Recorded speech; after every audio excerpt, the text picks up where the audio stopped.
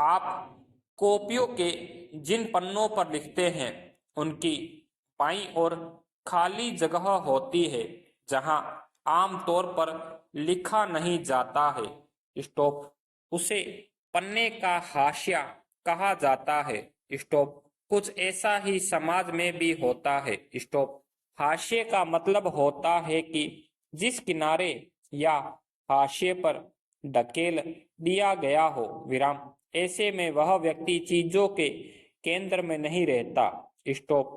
यह एक ऐसी चीज है जिसको आपने अपनी कक्षा या खेल के मैदान में भी कभी न कभी महसूस किया होगा। स्टॉप।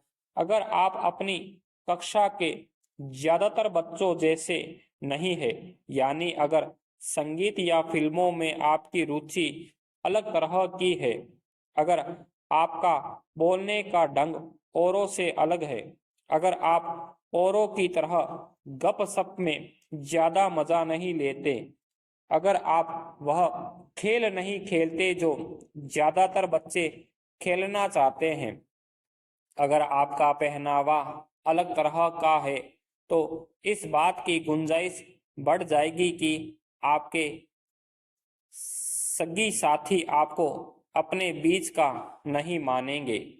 स्टॉप। इस तरह आप अक्सर यह महसूस करते हैं कि आप औरों से अलग है, गोया आपकी कही बात, आपके एहसास, आपकी सोच और आपका व्यवहार सही नहीं है या औरों को पसंद नहीं है। Stop para. कक्षा की तरह समाज में भी ऐसे समूह या समुदाय हो सकते हैं जिन्हें इस तरह की बेदखली का एहसास रहता है। स्टॉप। उनके हास्याकरण की वजह यह हो सकती है कि वे एक अलग भाषा बोलते हैं, अलग रीति रिवाज अपनाते हैं या बहुसंख्यक समुदाय के मुकाबले किसी दूसरे धर्म के हैं। स्टॉप। वे अपनी गरीबी के कारण सामाजिक हैसियत में कमतर माने जाने की वजह से और शेष लोगों के मुकाबले कमतर मनुष्य के रूप में देखे जाने की वजह से खुद को हाशिए पर महसूस करते हैं। स्टॉप। कई बार हाशिए समूहों को लोग दुश्मनी और डर के भाव से भी देखते हैं। स्टॉप। फासले और अलग अलग किए जाने का यह एहसास समुदायों को संसाधनों और मौकों का फायदा उठाने से रोक देता है। स्टॉप। फलस्वरूप हाशिए समुदाय अपने अधिकारों के लिए आवाज उठाने में चूक जाते हैं। स्टॉप। उन्हें समाज के ऐसे ताकतवर और वर्चस्वशाली तबकों के मुकाबले शक्तिहीनता और पराजय का एहसास रहता है, जिनके पास जमीन है, धन दौलत है, जो ज्यादा पढ़े लिखे और राजनीतिक रूप से ज्यादा ताकतवर है। स्टॉप। इसका मतलब यह है कि हास्यकरण किसी एक ही दायरे में महसूस नहीं होता। स्टॉप। आर्थिक, सामाजिक और राजनीतिक सभी दायरे समाज के कुछ तबकों को हास्यई महसूस करने के लिए विवश करते हैं। Stop para.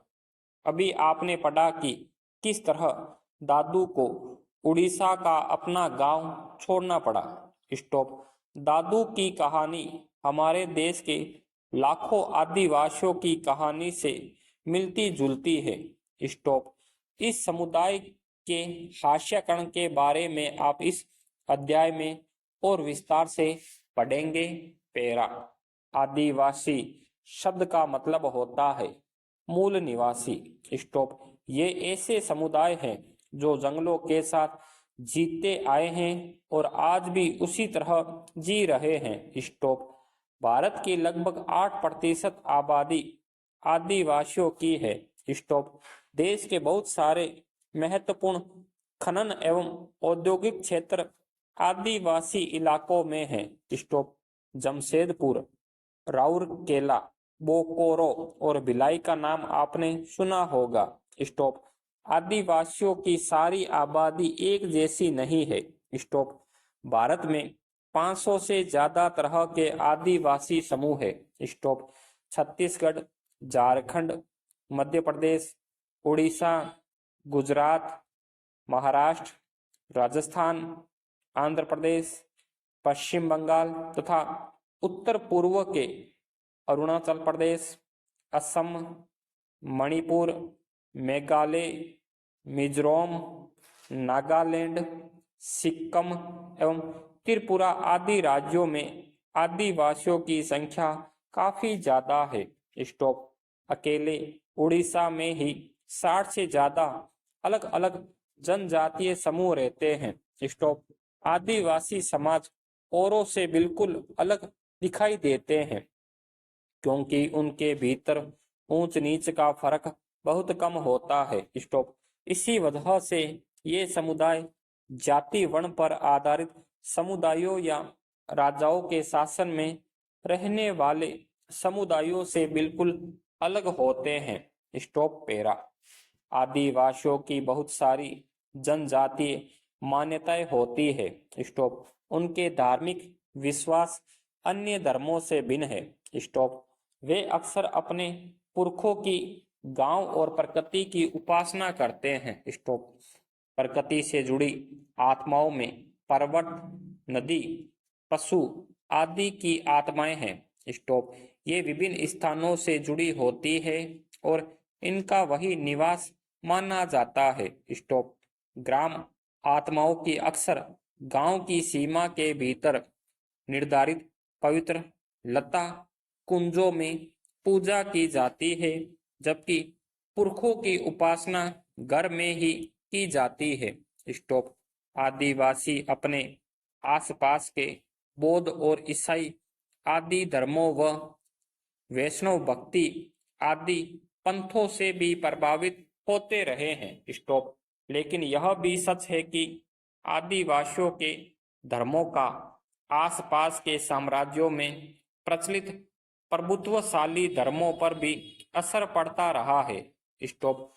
उड़ीसा का जगन्नाथ पंथ और बंगाल व असम की शक्ति एवं तांत्रिक परंपराएं इसी के उदाहरण है। स्टॉप। 19वीं सदी में बहुत सारे आदिवासियों ने ईसाई धर्म अपनाया, जो आधुनिक आदिवासी इतिहास में एक महत्वपूर्ण धर्म बन गया है। Stop para. आदिवासियों की अपनी भाषाएं रही हैं, उनमें से ज्यादातर संस्कृत से बिल्कुल अलग और संभवतः उतनी ही पुरानी है। स्टॉप। इन भाषाओं ने बांग्ला जैसी मुख्य धारा की भारतीय भाषाओं को गहरे तौर पर प्रभावित किया है।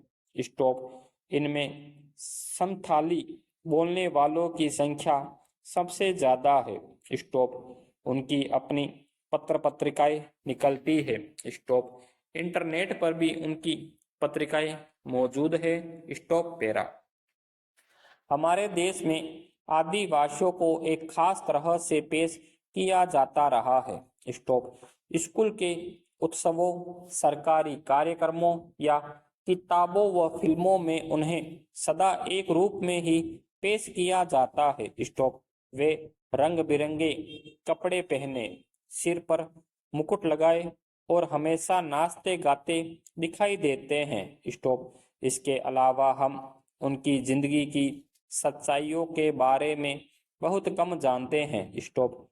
इसलिए बहुत सारे लोग इस गलतफहमी का शिकार हो जाते हैं कि उनका जीवन बहुत आकर्षक, पुराने किस्म का और पिछड़ा हुआ है।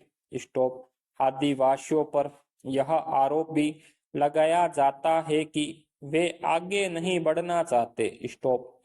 बहुत सारे लोग पहले ही मान लेते हैं कि वे बदलाव या नए विचारों से दूर रहना चाहते हैं। स्टॉप। कक्षा 6 की किताब में आपने पढ़ा था कि खास समुदायों को बनी बनाई छवियों में देखते चले जाने की वजह से इस तरह के समुदायों के साथ अक्सर कितना भेदभाव होने लगता है। Stop para.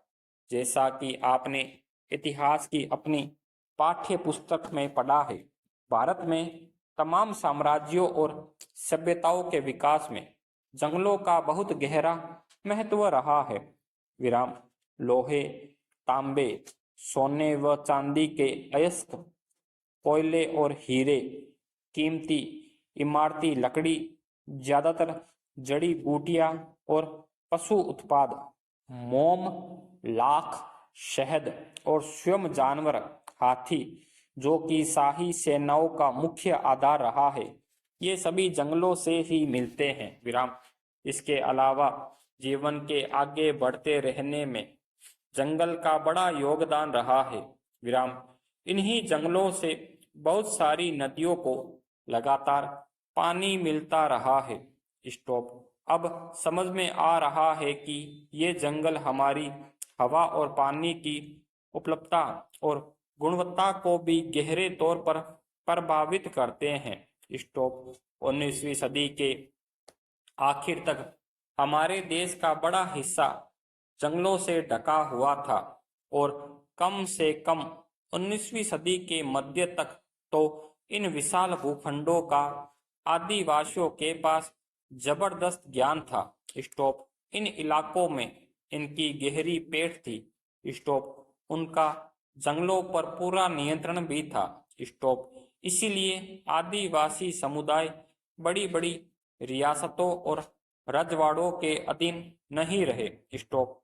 बल्कि बहुत सारे राज्य वन संसाधनों के लिए आदिवासियों पर निर्भर रहते हैं। स्टॉप।